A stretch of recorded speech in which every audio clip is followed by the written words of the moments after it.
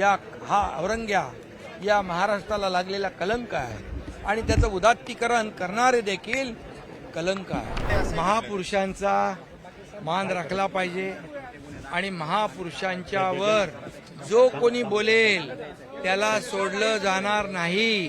त्यासाठी आवश्यकता असेल तर कडक कारवाई आणि कडक कायदे केले जातील। विरोधकांनी सुधारावं। महाराष्ट्रातल्या जनतेने त्यांना विरोधी पक्षनेता बनण्या इतकं पण संख्याबळ नाही दिलं। लँडस्लाईड मॅन्डेट दिले आम्हाला। पूर्ण दैदिप्यमान असा विजय मिळालेला आहे आणि म्हणून आम्ही जे बोललो ते बोललो। प्रिंटिंग मिस्टेक झाली असं म्हणणारं आमचं सरकार नाही। त्यांच्या काळात वीज बिल माफ केलं होतं आणि लगेच सरकार आल्यावर लगेच बिलं पाठवली। थापाडे कोण? आम्ही का ते? आणि खऱ्या अर्थाने आज छत्रपती संभाजी महाराज हे एक शौर्याचं प्रतीक आहे आणि म्हणून आज इथं हे स्मारक जे आहे हे तीर्थक्षेत्र होईल।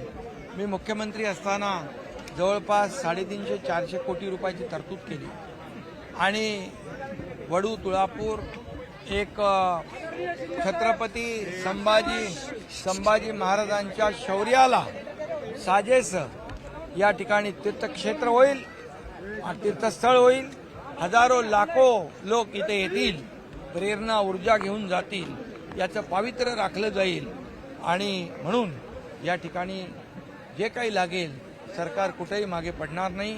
शेवटी हा आमचा अभिमान आहे, हा मान आहे, शान आहे आणि म्हणून छत्रपती शिवाजी महाराजांच्या आदर्शावर हे रयतेचं राज्य, सर्वसामान्यांचं राज्य म्हणून आम्ही कारभार करतोय। मी जेव्हा मुख्यमंत्री होतो तेव्हाही देवेंद्रजी, अजितदादा आम्ही टीम म्हणून काम करत होतो। आता देवेंद्रजी, मी आणि अजितदादा आम्ही टीम म्हणून काम करतोय। लोकाभिमुख कल्याणकारी योजना आणि या राज्याला पुढे नेण्याचं काम आणि म्हणून गडकोट किल्ले जे आहे या गडकोट किल्ल्यांचं संवर्धन करणं, छत्रपती शिवाजी महाराजांचा इतिहास जपणं, जोपासणं आणि त्याचं संवर्धन करणं हे आमचं काम आहे आणि म्हणून गडांवर देखील जी काय अतिक्रमण आहे, गड देखील पावित्र्य झाला पाहिजे, त्यात अतिक्रमण मुक्त झाला पाहिजे, ही तमाम शिवभक्तांची भावना आहे, तीच माझी भावना आहे। आणि छत्रपती संभाजी महाराजांचे हलाल केले, अनन्वित छळ केला औरंग्याने, त्यामध्ये औरंग्याचं कौर्य आणि छत्रपती संभाजी महाराजांचं शौर्य आपण पाहिलेलं आहे। तमाम शंभू राजांच्या भक्तांची, शिवभक्तांची जी खरंच हा औरंग्या या महाराष्ट्राला लागलेला कलंक आहे आणि त्याचं उदात्तीकरण करणारे देखील कलंक आहे आणि म्हणून जी भावना, जी मागणी, जे एक तळमळ ज्या लोकांचे मनात भावना आहेत त्याच आहेत, ते आमच्याही भावना त्याच आहेत। भाई, एक आणखी महत्त्वाची माहिती सकाळपासून येते। काल अजित पवार बारामतीत बोलताना असं म्हटले की यावेळेस काही शेतकऱ्यांची कर्जमाफी करता येणार नाही, शेतकऱ्यांनी 31 तारखेच्या आत कर्ज भरून टाकावे। तुम्ही मुख्यमंत्री असताना आणि निवडणुकीचा विधानसभेचा प्रचार सुरू असताना तुम्ही संपूर्ण शेतकरी कर्जमाफीचा वायदा केला होता। शेतकऱ्यांच्या पाठीशी उभं राहणारं आमचं सरकार आहे। मी मुख्यमंत्री असताना 16,000 कोटी रुपये अवकाळी, अतिवृष्टी, गारपीटचे 16,000 कोटी रुपये 2.5 वर्षात दिले। 45,000 कोटी रुपये टोटल त्यांना जोडधंदे, त्यांना मदत, 12,000 रुपये शेतकरी सन्मान योजना, 1 रुपया पीक विमा योजना, हे आपल्याला सगळ्यांना माहीत आहे, त्याच्यामध्ये मी जात नाही। आम्ही जे बोललोय, जे आश्वासन दिलेलं आहे, सरकारची ताकद लाडक्या बहिणींनी वाढवली, सरकारला ताकद दिली, बळ दिलं, आर्थिक ताकद वाढली, तर लाडक्या बहिणींना 2100 रुपये दिले जातील, हेही आमचंच आश्वासन आहे। त्यामुळे विरोधकांना काय, विरोधकांनी सुधारावं। महाराष्ट्रातल्या जनतेने त्यांना विरोधी पक्षनेता बनण्या इतकं पण संख्याबळ नाही दिलं। लँडस्लाईड मॅन्डेट दिले आम्हाला। पूर्ण दैदिप्यमान असा विजय मिळालेला आहे आणि म्हणून आम्ही जे बोललो ते बोललो। प्रिंटिंग मिस्टेक झाली असं म्हणणारं आमचं सरकार नाही। बाकी राज्याचं बघा, काँग्रेसने कुठे कुठे आश्वासनं दिली आणि कुठं कुठं हरताळ फासला। म्हणून जे आम्ही बोललोय ते करणार, बोलून करणार सरकार आहे, शब्द देऊन पाळणार सरकार। थापाडे म्हणतात, शेतकऱ्यांना आधी थापा मारल्या कर्जमाफीच्या आणि आता करता येणार। अरे बाबा, ते थापाडे, सगळ्यात मोठे थापाडे ते आहेत। त्यांच्या काळात वीज बिल माफ केलं होतं आणि लगेच सरकार आल्यावर लगेच बिलं पाठवली। थापाडे कोण?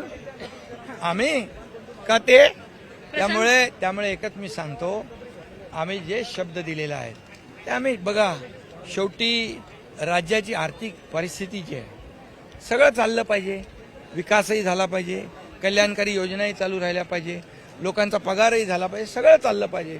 ही कसरत करत करत हे राज्य महाराष्ट्र राज्य हे मजबूत आहे.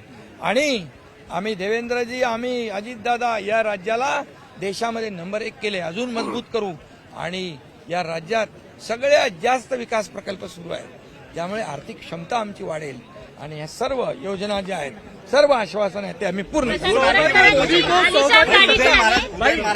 मोदी को स्वागत है, सच्चा बता रहे उद्धव ठाकरे और हिंदुओं पे सवाल उठा रहे हैं, क्या कहेंगे?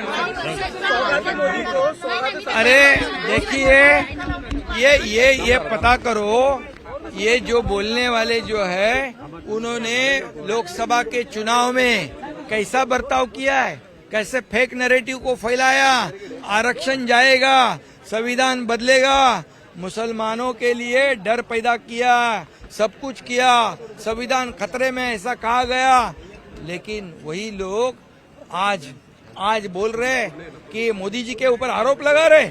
मोदी जी ने आज तक 35 करोड़ लोगों को दारिद्र्य रेखा के ऊपर लिया, 80 करोड़ लोगों को, जनता को मुफ्त में राशन देते. ये लखपति दीदी योजना है, ड्रोन दीदी योजना है, जनधन योजना है. क्या उसमें सिर्फ हिंदू है?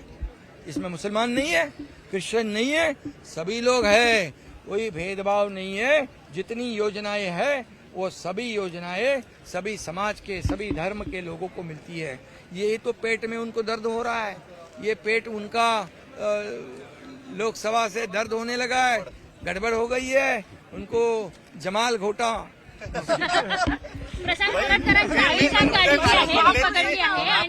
महापुरुषांच्या अवमानाच्या संदर्भामध्ये विशेष अधिवेशन बोलवून कायदा करा आणि महाराज सकाळी म्हटलेत आणि सरकार लक्ष देत नाही असं. महापुरुषांचा मान राखला पाहिजे आणि महापुरुषांच्यावर जो कोणी बोलेल त्याला सोडलं जाणार नाही.